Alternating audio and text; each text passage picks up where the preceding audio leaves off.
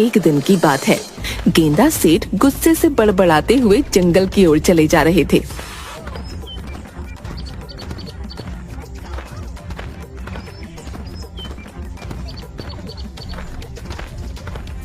मेरी पत्नी अपने आप को पता नहीं क्या समझती है। जरा सा भोजन क्या कर लेता हूँ, आसमान सर पर उठा लेती है। अब मैं गांव में नहीं रहूंगा, जंगल में ही रहकर अपना जीवन व्यतीत करूंगा। हाँ। अचानक गेंदा सेठ की नाक में ताजा ताजा फलों की सुगंध टकराई। अरे ये तो ताजे ताजे अमरूद और सेब की सुगंध है।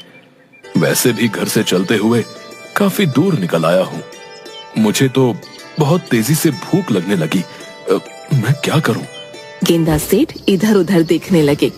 तभी उन्होंने देखा कि एक साधु हाथों में फलों की टोकरी पकड़े हुए जाल में बंद था। अरे, लगता है मुझे भूख कुछ ज्यादा ही लग रही है। जाल में बंद जानवर भी मुझे साधु नजर आने लगा। मैं कोई जानवर नहीं, साधु ही हूँ। अरे साधु महाराज, ये तो आप ही हैं, लेकिन आप इस जाल में कैसे बंद हुए? ये किसी शिकारी की करतूत है। जरूर उसने ये जाल जंगली जानवर को पकड़ने के लिए फेंका होगा और गलती से इसमें आप फंस गए। और शिकारी आपको ले जाकर क्या करेगा भला? आपको बाजार में कौन खरीदेगा? मूर्ख, बकवास बंद और मुझे इस जाल से आजाद कराओ। अब जरूर साधु महाराज, लेकिन वो क्या है कि मुझे भूख बहुत लग रही है। आप उसके बदले में क्या अपनी टोकरी के सारे फल मुझे खाने को देंगे? क्या? ये तो बहुत सारे फल हैं। क्या तू सारे फलों को खा जाएगा? साधु महाराज, आपके ये फल मेरी भूख तो नहीं मिटा पाएंगे। हाँ, लेकिन फिर भी मेरे पेट में जरा सा वजन पहुंच जाएगा और थोड़ी सी ताकत आ जाएगी। हाँ, ठीक है, जल्दी से मुझे इस जाल से आजाद कराओ। साधु की बात सुनकर गेंदा सेठ खुश हो गया और उसने उस जाल को जमीन से उखाड़ दिया। साधु आजाद हो गया। तो तूने मुझसे फल मांगे हैं, लेकिन तूने मेरी मदद भी की है। ये ले, ये सारे फल, जाकर इन्हें आराम से बैठकर खा ले। अरे साधु महाराज, इतने फल तो मैं खड़े खड़े ही निपटा लेता हूँ। इतना कहकर गेंदा सेठ सारे फल बड़ी फुर्ती से खा गया। लगता है तुझे भोजन से बहुत प्यार है। मांग, क्या मांगता है? मुझे और क्या चाहिए साधु महाराज, मुझे तो बस बहुत सारा भोजन चाहिए। भोजन के अलावा भी बहुत कुछ है। आप तो बहुत पहुंचे हुए साधु लगते हैं। आप मुझे कोई ऐसा वरदान दीजिए जिससे भोजन मुझसे कभी भी अलग ना हो पाए। गेंदा सेठ की बात सुनकर साधु जोर जोर से हंसते हुए बोला, जा, मैं तुझे वरदान देता हूँ। अधिक भोजन मनुष्य की जान ले लेता है, लेकिन तेरे साथ इसका उल्टा होगा। जब तक तू भोजन खाता रहेगा, तब तक तू सुरक्षित रहेगा। भले ही चाहे यमराज तेरे सामने क्यों ना आ जाएं, भोजन खाते में वो तुझे अपने साथ नहीं ले जा सकते। इतना कहकर साधु महाराज वहाँ से चले गए। मगर साधु महाराज का वरदान गेंदा सेठ के दिमाग के ऊपर से निकल गया। ये कौन सा वरदान हुआ है? मेरी तो कुछ भी समझ में नहीं आया। एक काम करता हूँ, घर पर जाता हूँ।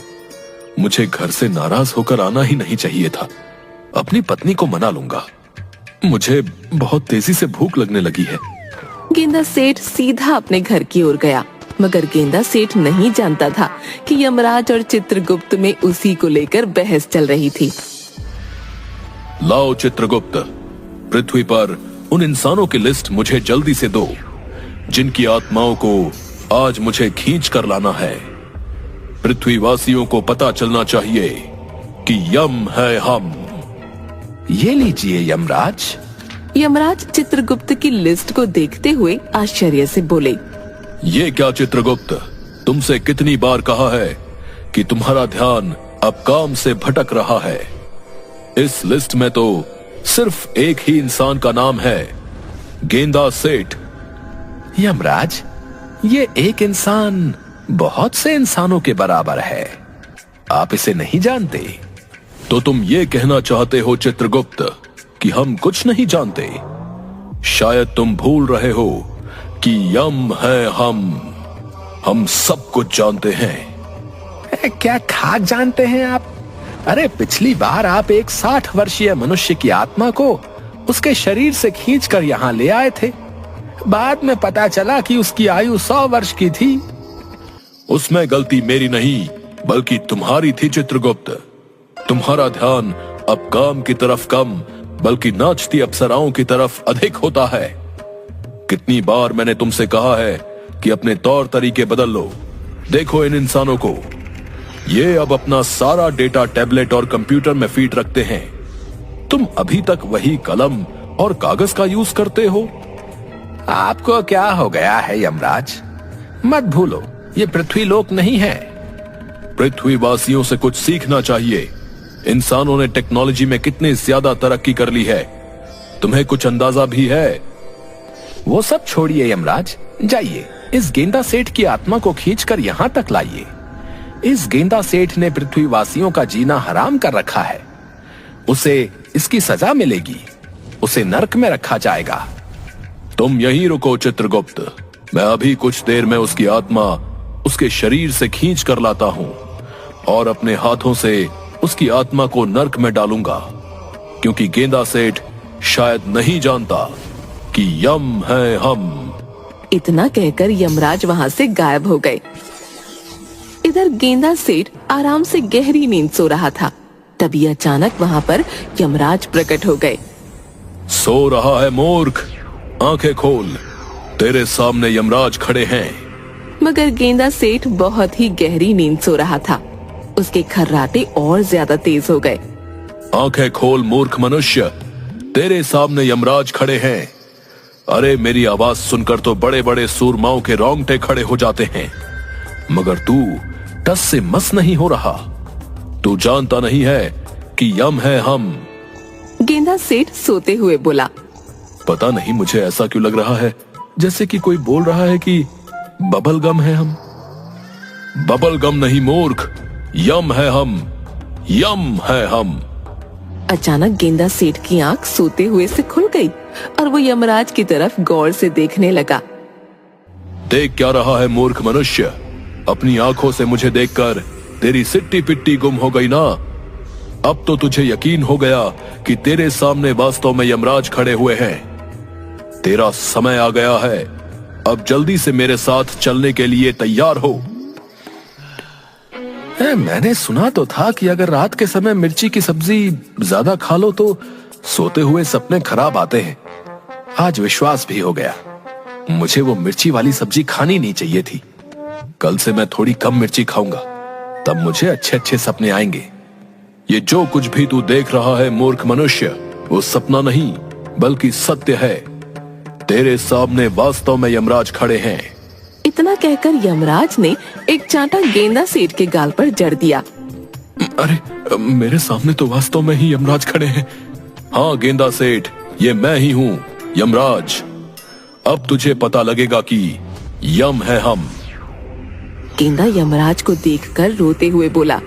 मुझे मत ले जाओ यमराज, अभी मैंने इस संसार में देखा ही क्या है।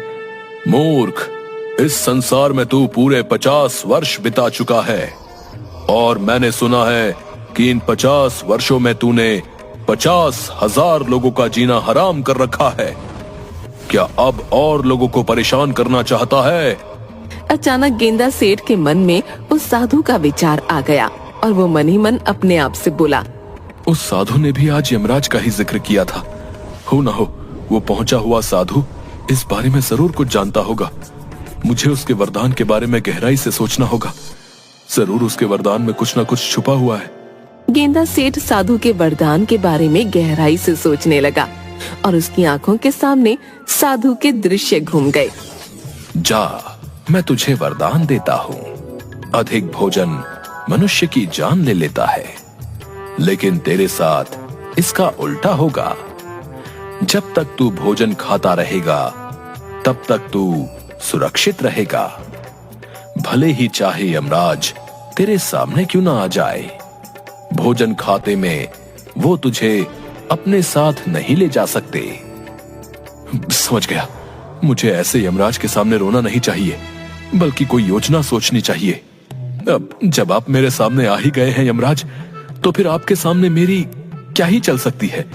लेकिन मेरे एक प्रश्न का उत्तर तो आप दे ही सकते हैं ना? मैं एक प्रश्न का उत्तर नहीं, बल्कि सैकड़ों प्रश्नों के उत्तर दे सकता हूं, क्योंकि यम है हम। मैंने सुना है ईश्वर दूसरों को भोजन खिलाने से बहुत प्रसन्न होते हैं। क्या ये सत्य है? बिल्कुल सत्य है। तो फिर क्या आप मुझे भोजन नहीं खिलाएंगे? मुझे बहुत तेजी से भूख लगी है। मुझे देखकर लोगों की भूख मर जाती है। पहली बार ऐसे इंसान को देख रहा हूं जिसके सामने यमराज खड़ा है और उसे भूख लग रही है। मैं तेरी आखिरी इच्छा को अवश्य पूरी करूंगा, क्योंकि तूने मेरे सामने ईश्वर का नाम लिया है, और तू तो अब समझ ही गया होगा कि यम है हम। इतना कहकर यमराज ने अपनी गदा सामने की ओर कर दी। गदा में से सफेद रंग की किरणें फूटने लगीं और गेंदा सेठ के सामने एक से एक अधिक लजीज व्यंजन रखे हुए थे। ले, खा ले आखिरी भोजन, उसके बाद तो तुझे मेरे साथ चलना ही होगा। एक शर्त पर मैं इस भोजन को हाथ लगाऊंगा। अगर मेरा इस भोजन को खाकर पेट भर जाएगा, तभी आप मेरे शरीर से मेरी आत्मा खींचोगे, भूखे पेट नहीं।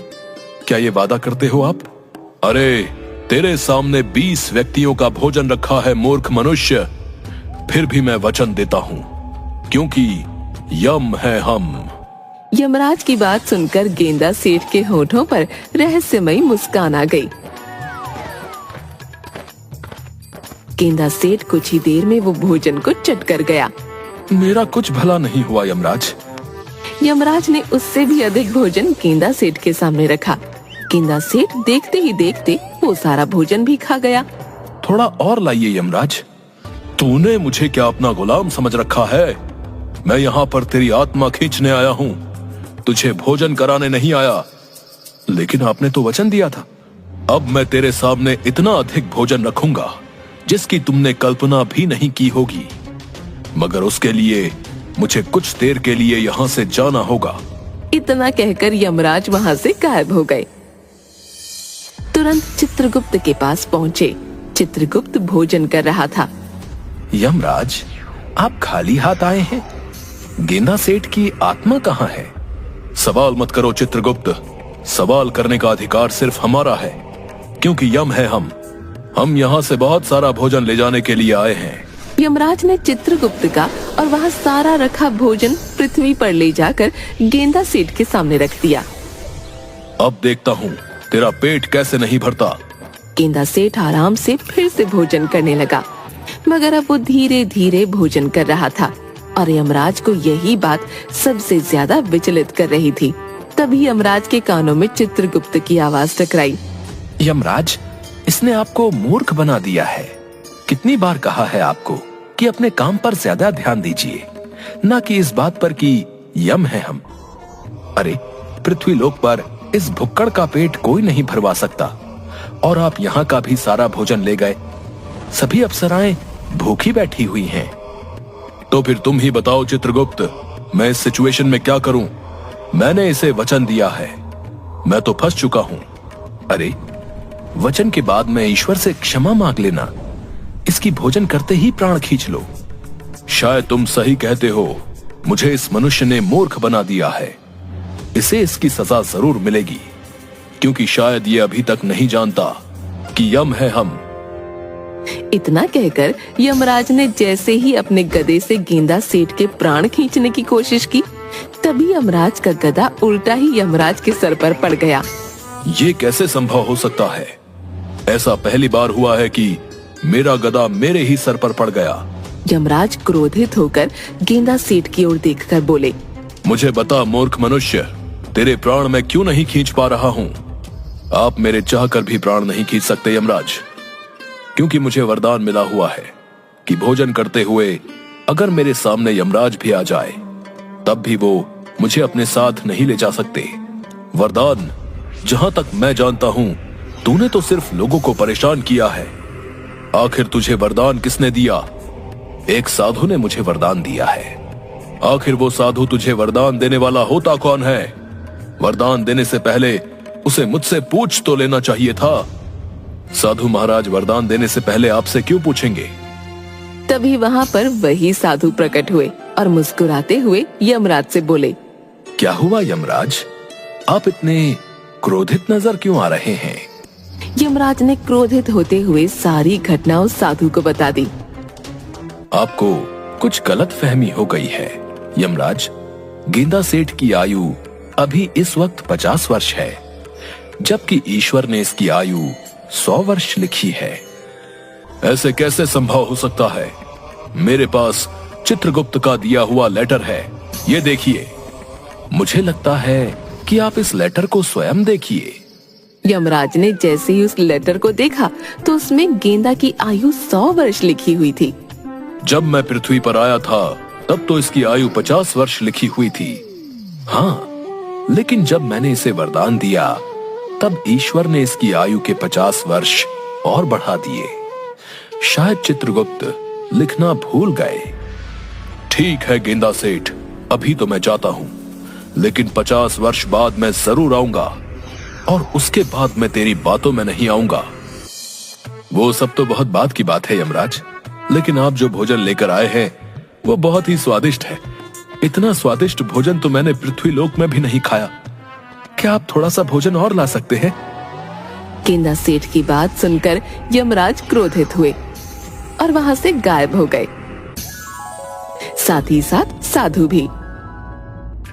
जो भी हो, इतना तो मुझे पता लग गया है कि दूसरों की सहायता जरूर करनी चाहिए। आज सुबह मैंने साधु महाराज की सहायता की और देखो कितना अधिक मुझे भोजन खाने को मिला। भोजन समाप्त करके गेंदा सेठ आराम से वहाँ पर खर्राटे लेकर सो गया।